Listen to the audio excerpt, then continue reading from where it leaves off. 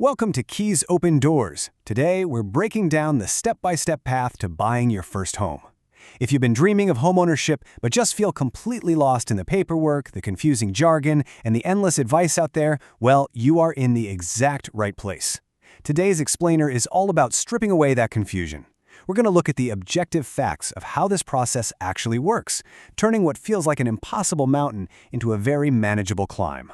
Instead of treating this like some overwhelming obstacle course, we're taking the entire home buying process and grouping it into a clear, reassuring 6-phase roadmap. We've got prepare finances, secure loans, find a home, make an offer, protect investment, and close the deal.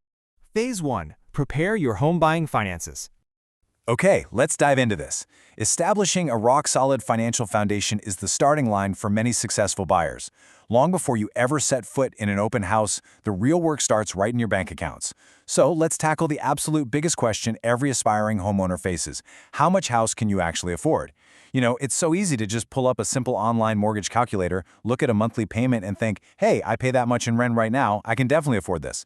But true affordability is a bit more complex than that. Figuring it out accurately early on protects you from getting in way over your head. In general, your true affordability relies on these 5 pillars: your income, your credit rating, your current monthly expenses, the down payment you've managed to save, and the current interest rate. It isn't just about the money coming in. It heavily depends on what's already going out. If you're feeling kind of unsure about how all these pieces interlock, a fantastic step is meeting with a certified housing counseling agency. These pros can sit down, help run the numbers on your personal home economics, and get those 5 pillars totally clarified for your specific situation. All right, moving right along to Phase 2, secure your loan options. During this financing phase, understanding your rights as a borrower becomes your primary mission. Before you sign a single document with a bank or a lender, you absolutely need to know your fair housing rights. And a massive part of that is knowing what to avoid. Predatory lending refers to deceptive or unfair practices by lenders during the loan process. We're talking about lenders who might try to push you into loans with excessive, hidden fees, or super complex terms that just don't make sense. Knowing this definition empowers you to confidently walk away from bad deals. Remember, you have borrower's rights, and you are in the driver's seat. Now, what's really interesting about this slide is that so many first-time buyers actually believe the myth that a standard 20% down bank loan is their only possible path to homeownership. But the truth is there are incredible programs out there designed specifically to help you.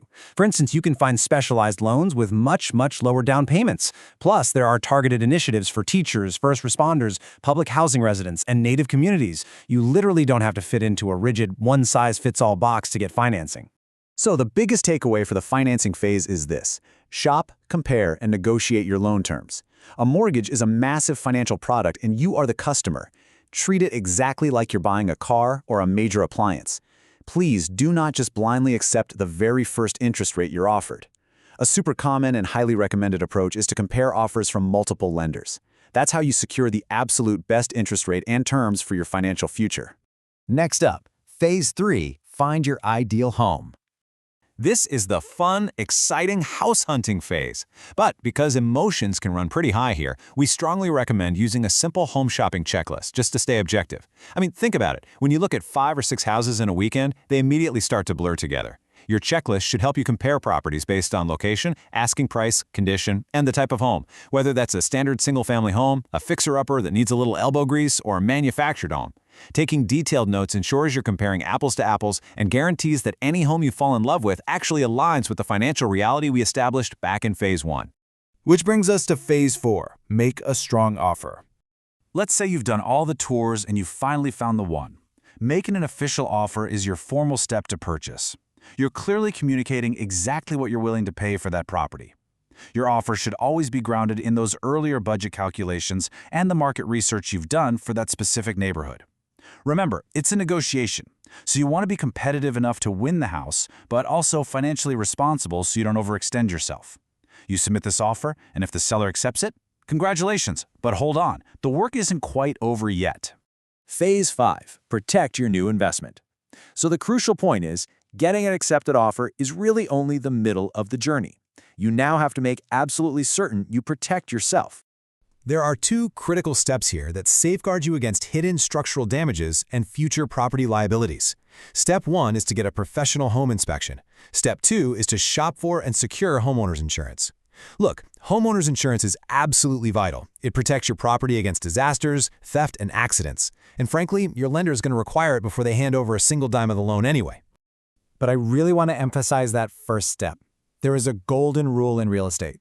For your protection, get a home inspection. Do not skip this under any circumstances. A trained inspector is going to crawl through the attic, check the integrity of the foundation, test the electrical panels, and examine the plumbing. A proper inspection can literally save a first-time buyer from unexpected, massive repair bills down the line. It tells you the honest-to-goodness condition of the house before you are legally bound to the whole shebang. And finally, Phase 6. Close the deal successfully. If the inspection looks good and your insurance is all lined up, we enter the home stretch. You'll hear real estate professionals talk about closing or going to settlement. Closing, or settlement, is simply the final step transferring official home ownership to you. It's just a formal meeting where the buyer, the seller, and the lenders all sit down and sign the necessary legal documents to finalize the mortgage and transfer the deed officially into your name. At this stage, our final piece of advice is simple. Read everything carefully before you sign. And this brilliantly illustrates why patience is so absolutely vital at the settlement table. Yes, there's going to be a massive stack of paper. Yes, your hand is probably going to cramp up from signing your name so many times. But these are legally binding documents that dictate your financial reality for decades. Don't ever be afraid to pause and ask questions. A good real estate professional will be more than happy to slow things down and explain every single document you're signing. We've definitely covered a lot of ground today. Buying a home could feel pretty daunting, but breaking it down into these 6 phases builds real clarity and confidence. So the final question isn't just if you're ready to unlock your first front door, but rather, which of these 6 phases do you need to master first to make that dream a reality? Because you can absolutely do this. Keys open doors, helping you unlock your path to home ownership. If this helped, like, comment, and subscribe.